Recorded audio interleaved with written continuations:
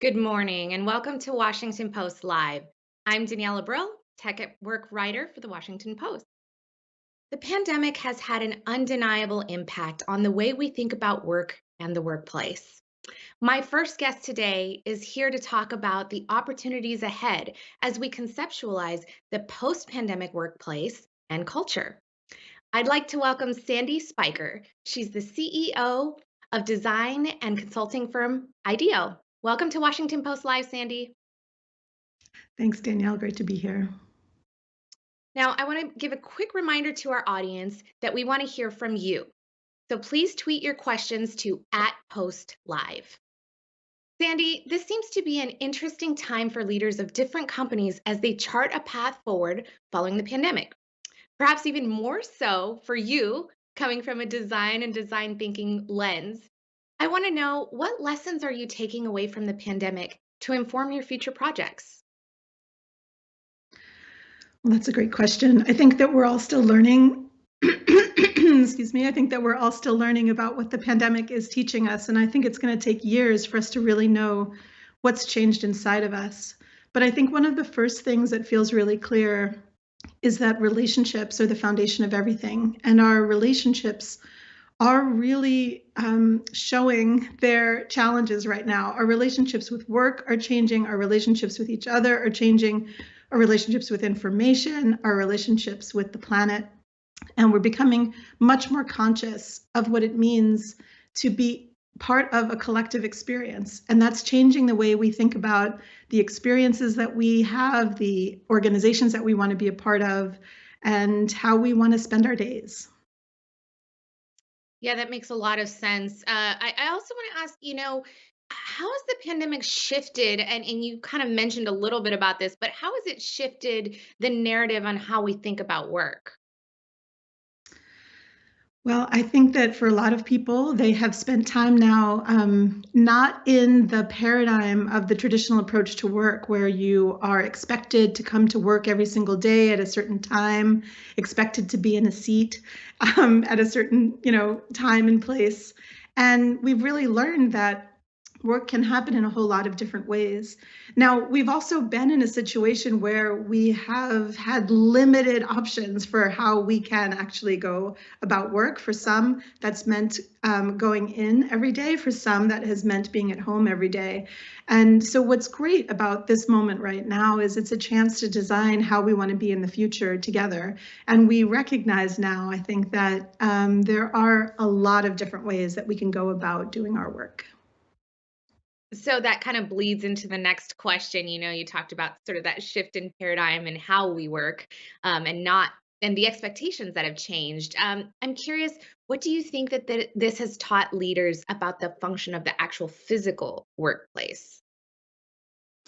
I think that, I want to say also there's so many different types of workplaces. So I think one of the leading conversations that we can have is about the office. For the office worker who might have come in every single day and sat in a open work plan and, chatted with their peers informally throughout the day. Some of those dynamics are, of course, really changing.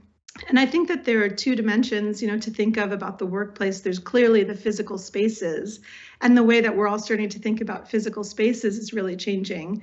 And then there's also the workplace and the experience at the workplace. And what's exciting about right now is we're putting a lot of new thought into what it means to design a workplace that we all want to be a part of.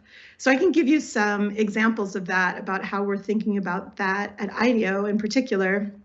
We have a building in San Francisco that we've actually been redesigning during the pandemic. And we'd designed it right before the pandemic. And as the pandemic hit and we went into different modes of working and started learning from those experiences, we were able to ask the question, what do we want of the physical workspace when we are back in it?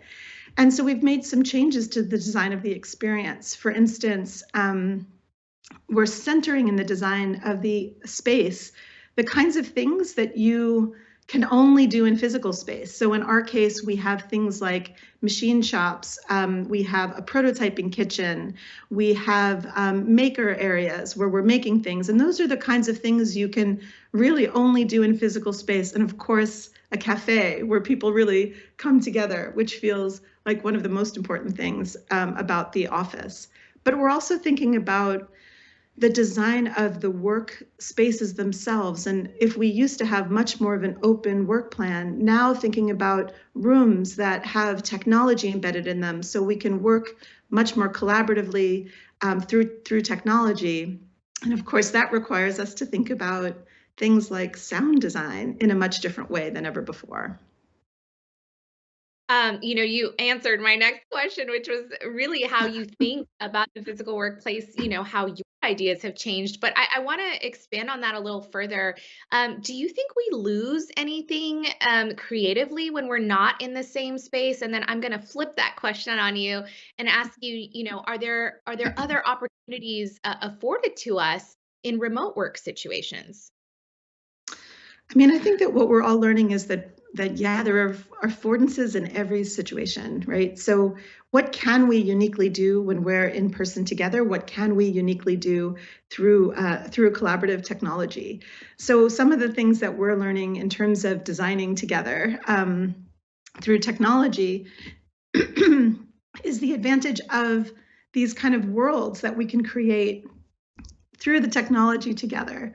And so, coming into shared documents or shared environments where people from all around the world can collaborate.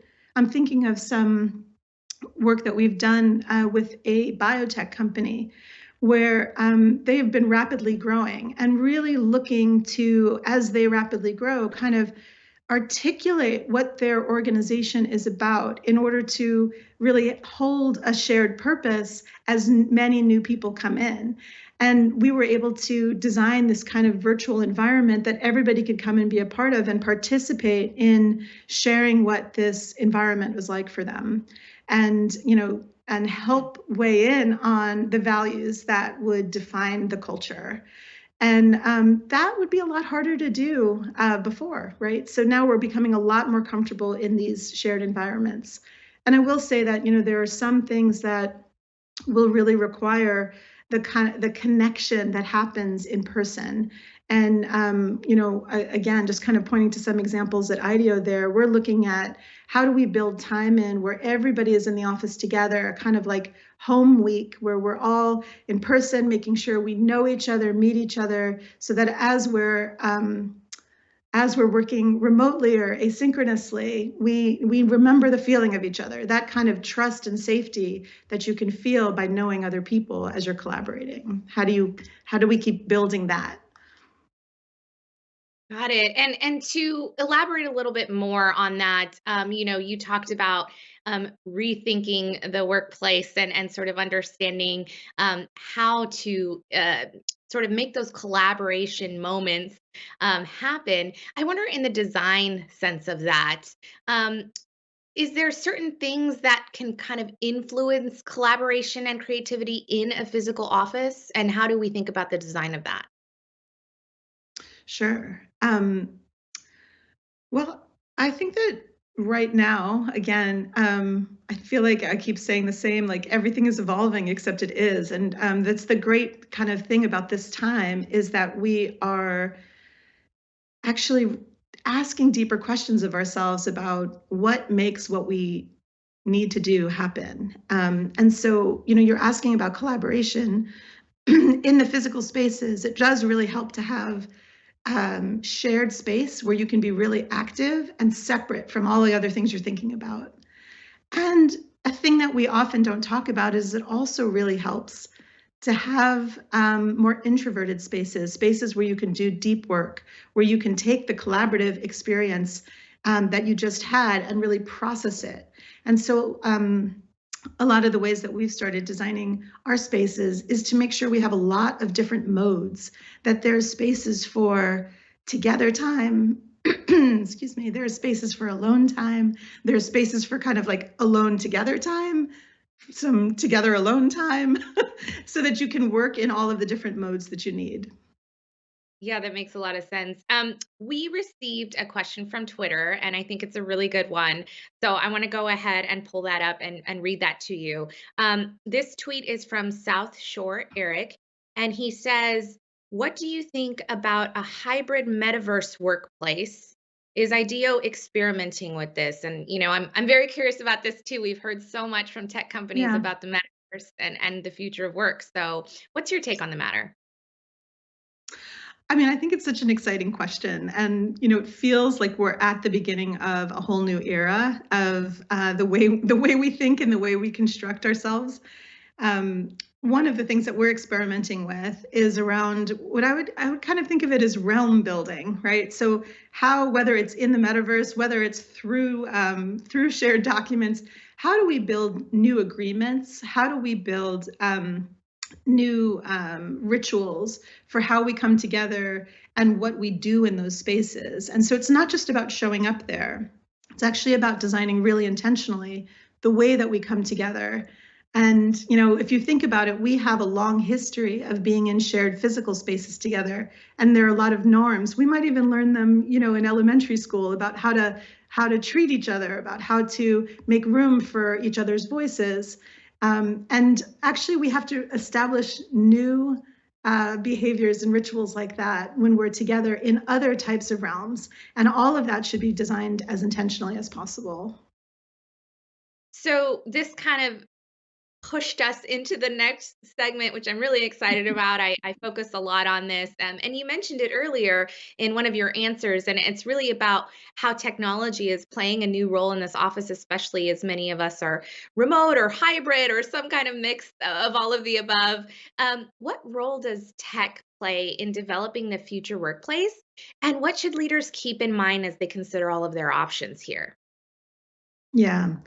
I mean, technology is obviously playing a huge role in helping us expand the way that we have been working and always will. And I think one of the most important things for leaders to be thinking about is how to not start with the technology solution, but start with the human need.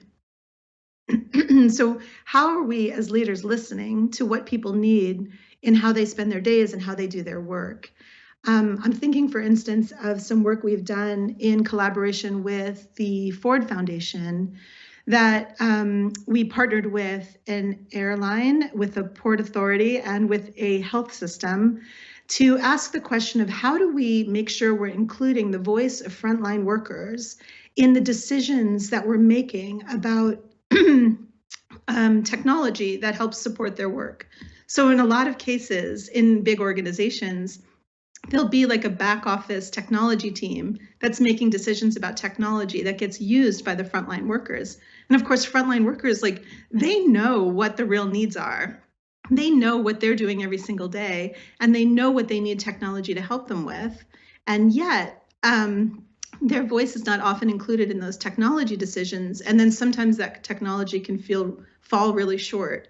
So, we're talking today a lot about taking a design approach to these questions. With a design approach, a human-centered design approach to these questions, a leader would go and ask, engage with the people that are actually using these tools and say, what would actually help you? Show me the work that you're doing. Help me understand the work that you're doing, and help me understand what would help make it better. And in this case, in that work that we've been doing, we've actually been getting the workers to design with us, and design with that technology team to really help create custom solutions that are right for them.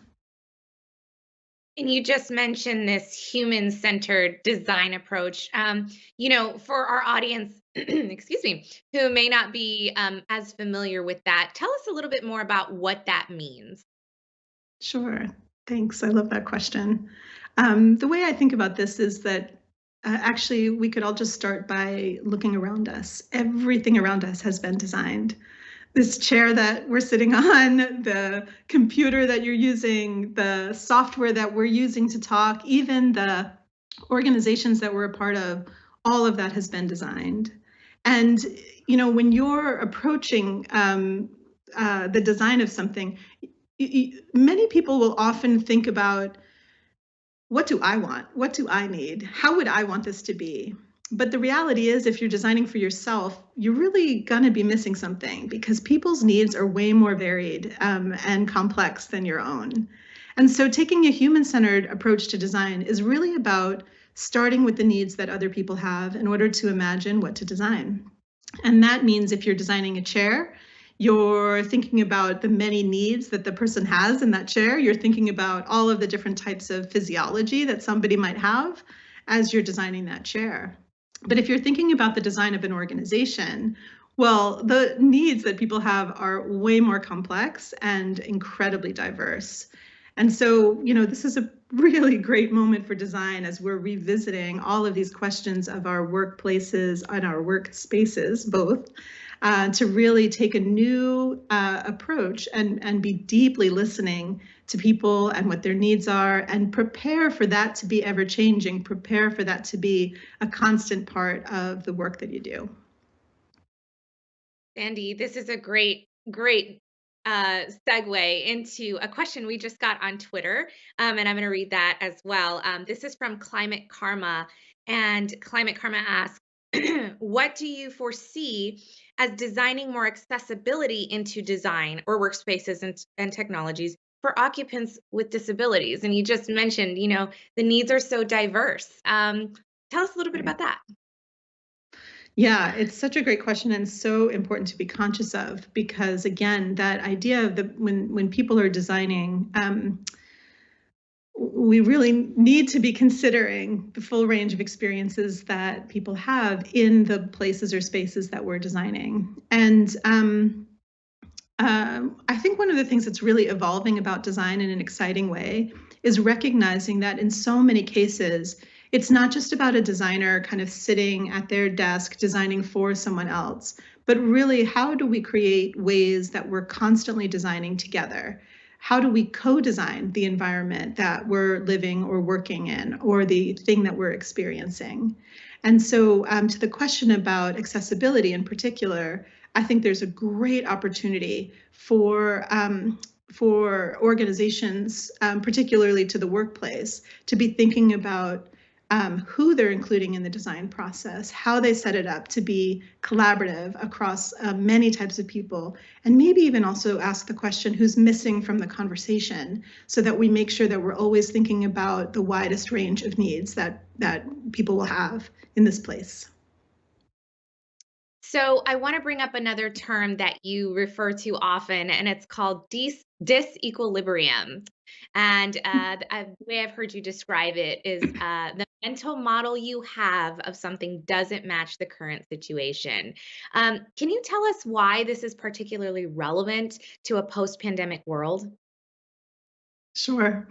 Thanks for bringing that up. Disequilibrium is one of my favorite words, and yet it's pretty complex. It's hard to understand what it means, but it's a term that comes out of learning science. And the idea is basically that to know anything, we hold a mental model of the way things work, the way things are, the way we understand the world to be. And then some type of information may disrupt that understanding, that we realize, wait a minute, this may not be what I thought it was, or maybe there's something else that I need to understand about this. And when you're in that state where your mental model kind of no longer holds up, that's when you're in a state of disequilibrium. And it's a very natural state. In fact, we have to be in it all the time. If we're not in it, we're not learning and we're not growing.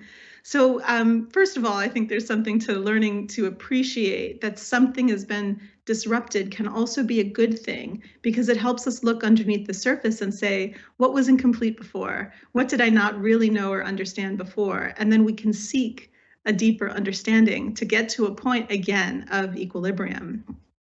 And so if you think about the time that we're living through right now, where it's just so much uncertainty and every single day kind of like things are destabilized, there's something about getting comfortable with that process of disequilibrium, of being in that state of not knowing, and enjoying that we can learn our way into a new state of knowing that helps us engage in the world in an even deeper and broader way. And we touched on this with the accessibility question, but I want to broaden it a little bigger as we kind of step back from everything you just said. Whether it's about physical workspaces, how we think about work, tech at work. I want to ask you, can you help us understand how all of these things that we discussed impact equity inclusion at the workplace, and give us a little sense of how leaders should think about this? Absolutely. You know, equity and inclusion feel to me like some of the most important questions of our time. That this moment that we now really understand that the world that we have created does not serve everybody in it. It is the time for us to really embrace that we can design it differently, and we can design it in a way where more people are included and that we can rebalance our systems of power. Now, this is very, very complicated and difficult to do because it often requires us looking at our own lives and kind of wondering how it might be different than somebody else's. And at first, those differences can feel disappointing or scary or threatening. But actually, I think that the goal of inclusion is really about getting to the point where those differences are really celebrated and cherished. In the case of IDEO, we're really looking at that about how do we make sure that the differences that we bring to the table actually become the fuel that really drives our collective creativity. And so there's a lot that we can do about learning the mindsets and behaviors of inclusion. What does it mean to really see and value and integrate and respect each other's differences? How do we create foundational systems that actually create a clearer path for folks who may feel marginalized by the current culture in different organizations? And how do we create environments that then create support for people who then are kind of managing their own questions about what it means to be part of a shared environment, particularly in an organization. So there's a lot that we can do in design to really listen to people, understand their experiences, respect how that might become part of the routine way that we think about leading our organizations and designing our organizations. Sandy, we're just about out of time. I just want to thank you so much for joining us here and offering your invaluable insights. I just found it incredibly helpful and interesting as we talk about the future of design and the workplace. We will be back Well, thanks, shortly Dave. with next guest, Joyce Bromberg. Please stay with us.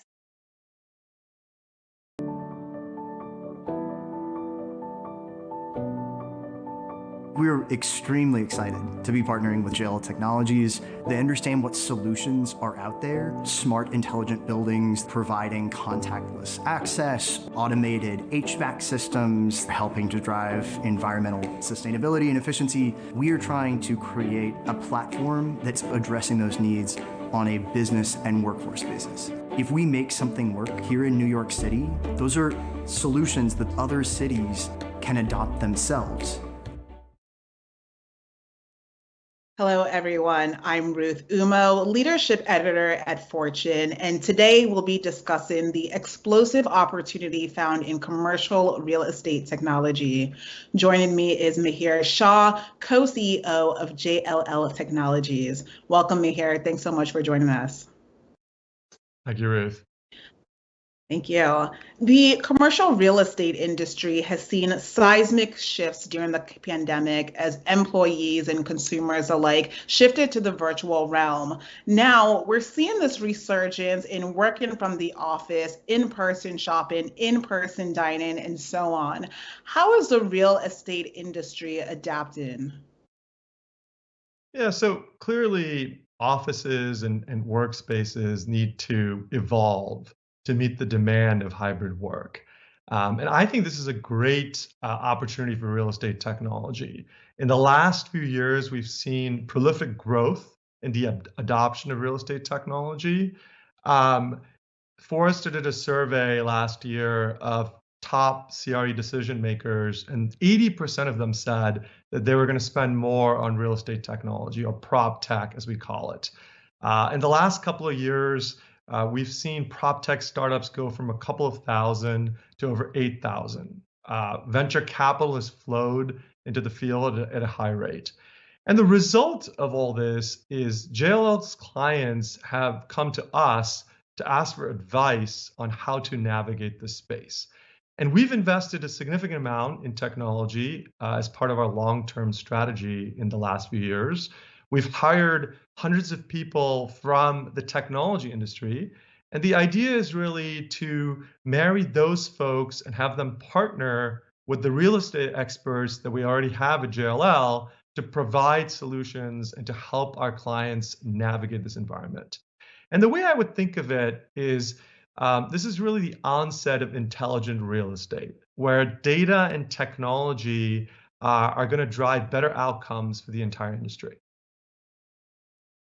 We're invariably seeing a growth in this space and heavy investment at that. Can you share some examples of technologies that real estate owners and tenants can adopt to make the transition to a hybrid working model easier and certainly far more effective? Sure. So when I think of hybrid work, I think of three things. The first step is if it's hybrid work, people are going to come to the office maybe a few days a week, work from home a few days a week. So what you need is you need to understand what is the utilization of my office. So in that sense, we have a JLL Spark investment called VertSense that has IoT sensors that help you understand what is the utilization of your space so you can plan appropriately. The second thing is really help with logistics around hybrid work for your employees. So for example, many companies are going to hoteling instead of permanent desks. So now the employees need a way to book desks. They need a way to book conference rooms that have the right technology for hybrid work. They need a way to know which of their colleagues will be in the office so they can plan appropriately. So in a space like that, you need an employee experience app like JLL Jet that helps you navigate that. And the final piece of hybrid work, which is really something that's been going on for a while, is that employees want a healthier and more sustainable environment. And for that, I'll tell you about a technology called Hank that we recently acquired. And what that does is it's an AI-based virtual engineering platform that creates better comfort in buildings for hybrid workers, but also helps save 20% of the energy in a building. Mihir, to your point, the commercial real estate industry is in a period of tremendous transformation.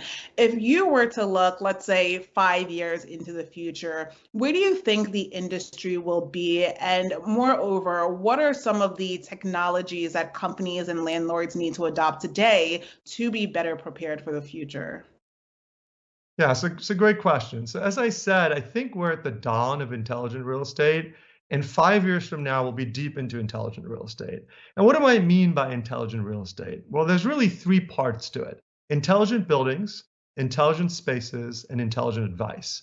So in terms of intelligent buildings, think of a building that has a modern building operating platform, something like Building Engines, which is a company we acquired last year, that digitizes all the operations of the building. On top of that, you'd have a tenant experience app, something like one of our portfolio companies, HQO.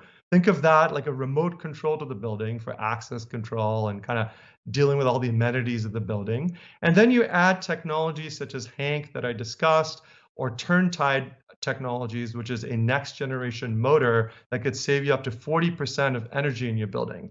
All those together create a sustainable, a smarter building. And then you go to intelligent workspace, which is really about all that we discuss with hybrid work, right? Where you can book desks, you can understand the utilization of the space and sensors around. And finally, it's about intelligent advice, where you take all this data, these buildings, et cetera, are generating and create intelligent advice and useful insights from that. So for example, we acquired a company called Skyline AI last year. And what this company does is it takes all this data and it helps create actionable insights in terms of valuations of buildings and when an investor might want to transact. So when you combine all these three things together, this is really the future of real estate. And it's very exciting. It's a great opportunity for us in our industry to make lasting change. And as we like to say at JLL, it's really about shaping the future of real estate for a better world. Well, technology has revolutionized nearly every industry, and so it comes as no surprise that real estate is also experiencing this digitization. Mahir, thank you so much for joining us today. And now back to the Washington Post. Thank you, Ruth.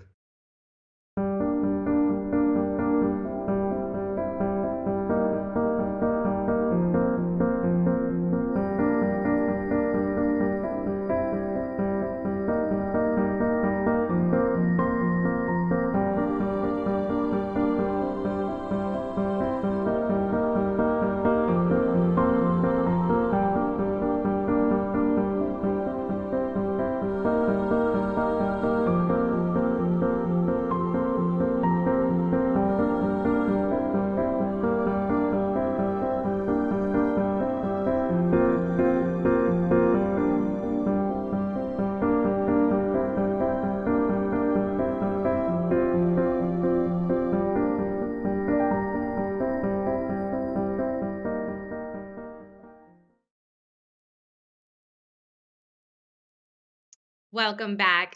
For those of you just joining us, I'm Daniela Brill, Tech at Work writer for the Washington Post. My next guest today is an industry expert with over 4 decades of design and strategy experience. And she joins me now to talk about the future of the physical workplace. Joyce Bromberg, managing principal and co-founder of design firm Vanguard Collaborative. Welcome to Washington Post Live. Thank you. Lovely to be here. We're happy to have you. Before we jump into this conversation, I just want to remind everybody watching that we do want to hear from you.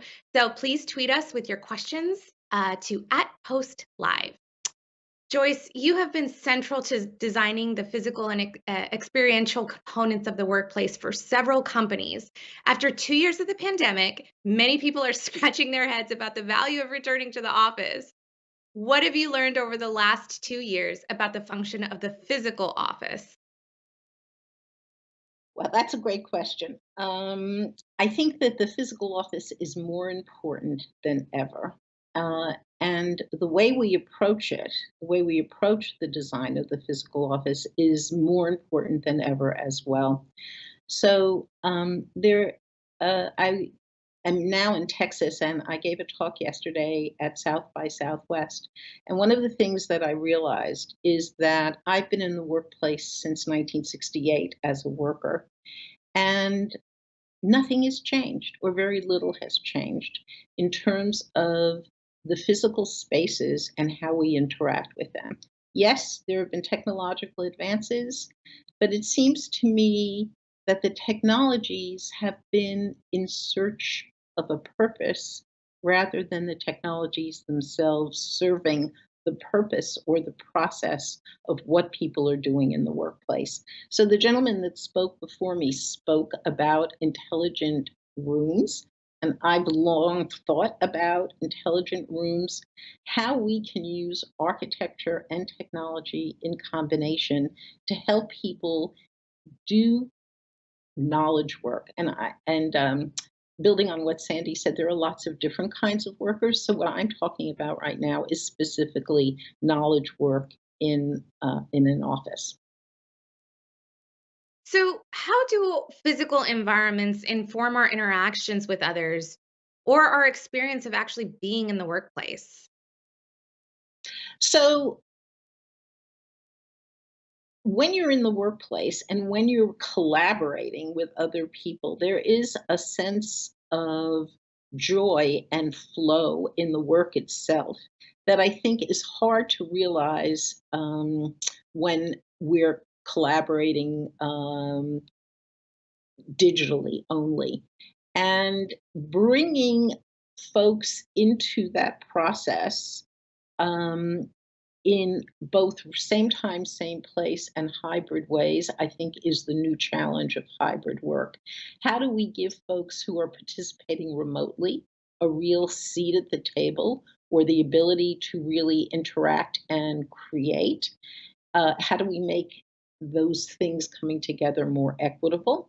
And how do we use a room and technology to help people do what they do? So I've studied collaboration for a long time.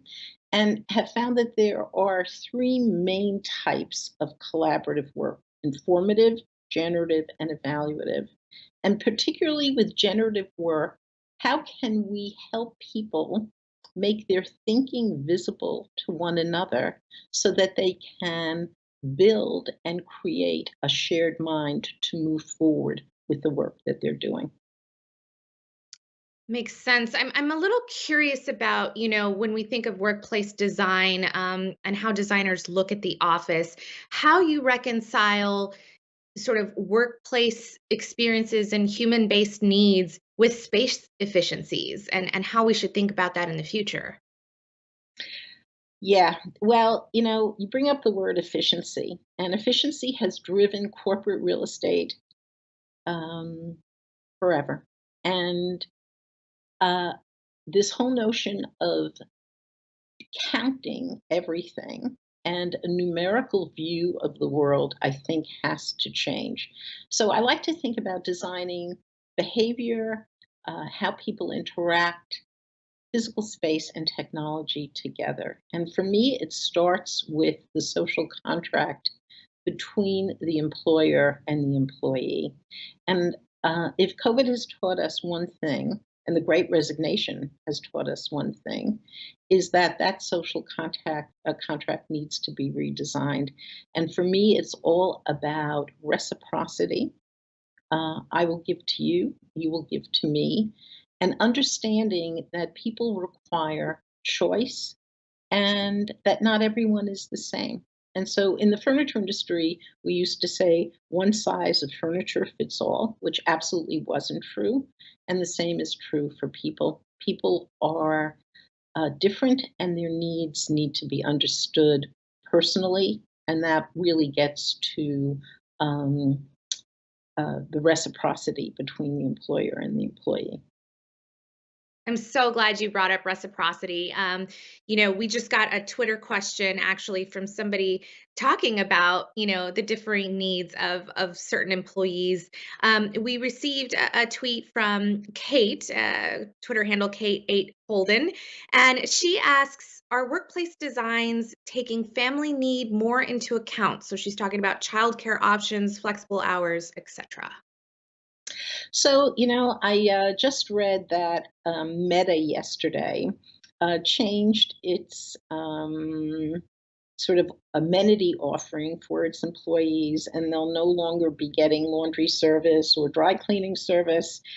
And dinner is now 6:30 instead of 6 o'clock after the last bus leaves. And so it seems a little punitive in a way, but amenities are great, but they can't only be food and transportation. And so, as a working woman who had a family and a husband and young children that I had to bring up while I was working, this idea of childcare and making it a part of the workplace seems to me also an option that has been overlooked. And what COVID taught us, what the pandemic taught us, was that women had to leave the workplace so that they could stay home with their kids. And it was not only a loss for the women themselves, but a loss for the corporate world as well. So I agree, we need to supply different kinds of childcare options, as well as time, place options. So where do I work? At what times do I work? When it's convenient for me. But then how do I come together? And this is part of the reciprocity, so that I can help to create a corporate culture, so that I can help, so that I can get to know my colleagues. And so we can build the trust and the social capital that I believe is necessary for organizations to innovate and to create new things. And just to clarify really quick, are you actually seeing that happen?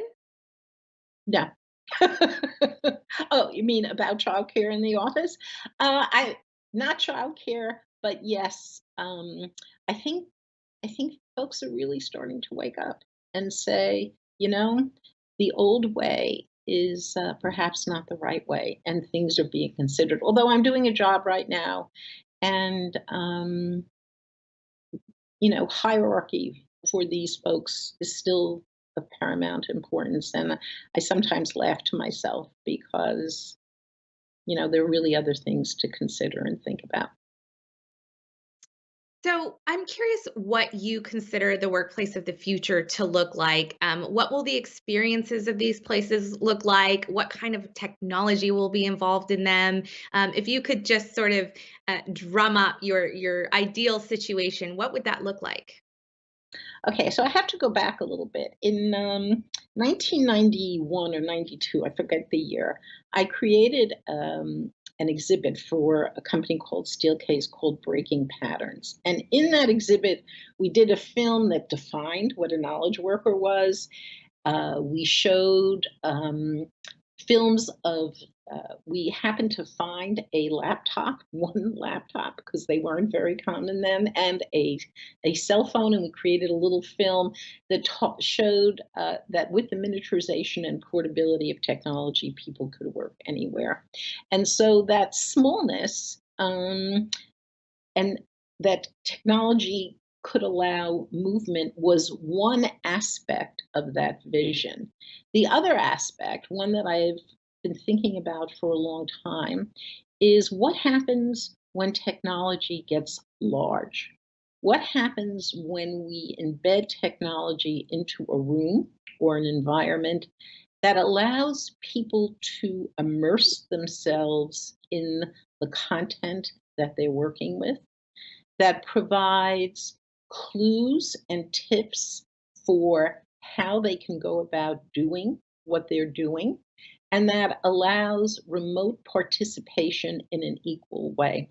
So I've envisioned a room with 3 large screens with the ability to move information between the screens and the ability to tag seminal activities or seminal moments in this collaborative process that allow for what I would call experience recreation, for someone to take the experience away with them to review, or that would allow someone to have an opportunity to see what was done without having been there.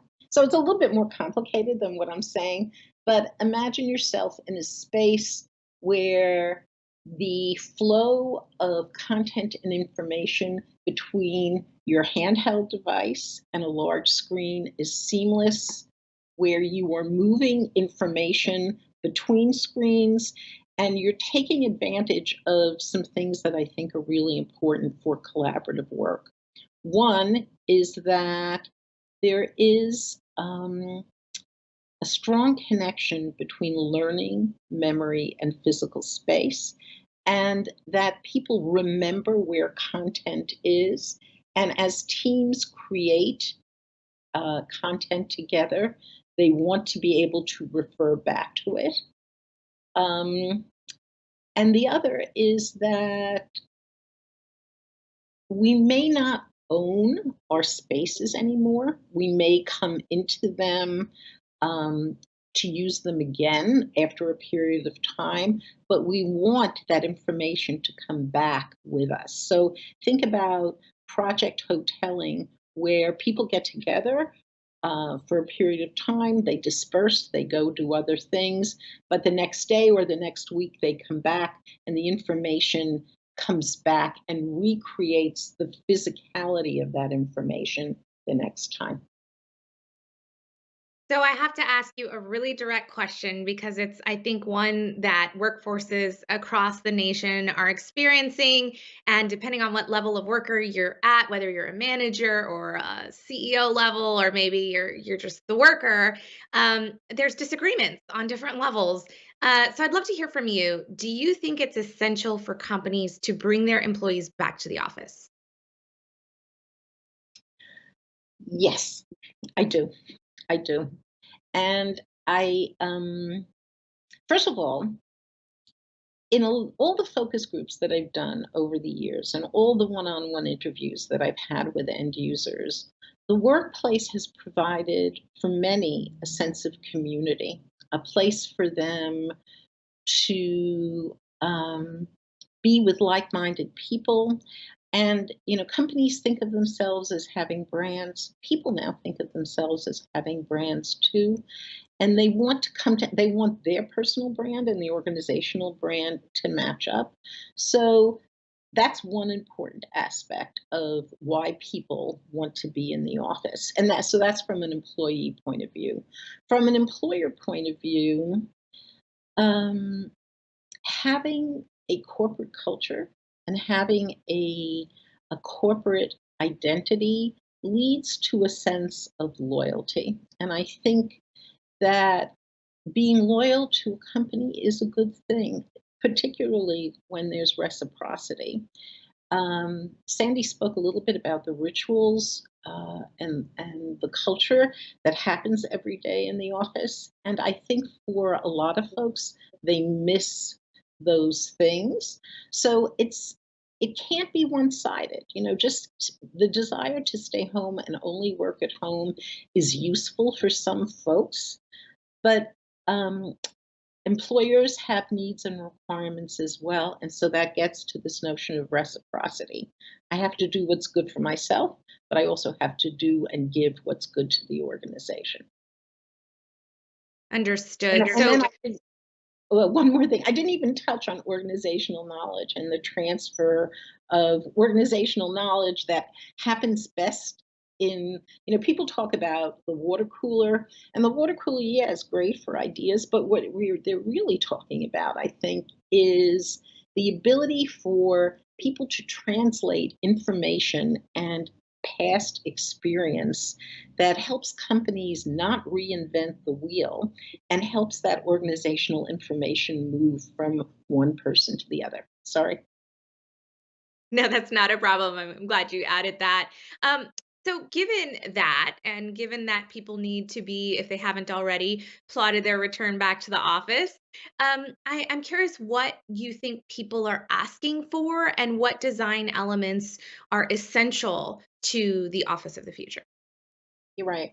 So, I think people are asking for the acknowledgement that they're people, first of all, and that as people, they have individual needs and requirements. So, how can we devise a plan that satisfies my needs and satisfies someone else's needs? I always used to laugh that companies were really happy when employees came in at 7 o'clock in the morning. It showed that they were really dedicated. And I'm the kind of person that has sort of a slow start in the morning, but I was always in the office till 8 o'clock or 8 or 9 o'clock at night. And that wasn't perceived as being as valuable as the person who got there at 7. So creating a schedule that meets an individual's personal style as well as their individual responsibilities is important. And then creating that time when people need to be in the office, and making sure that, or to the extent possible, that those times that people come together are useful and important. Got it. That makes a lot of sense. Joyce, we're just about out of time, and I just want to thank you so much for your valuable insights, some great knowledge and takeaways here for people who maybe have already gone back or are planning their return to the office soon. So thank you again for joining me for this conversation. It was a pleasure. Thank you.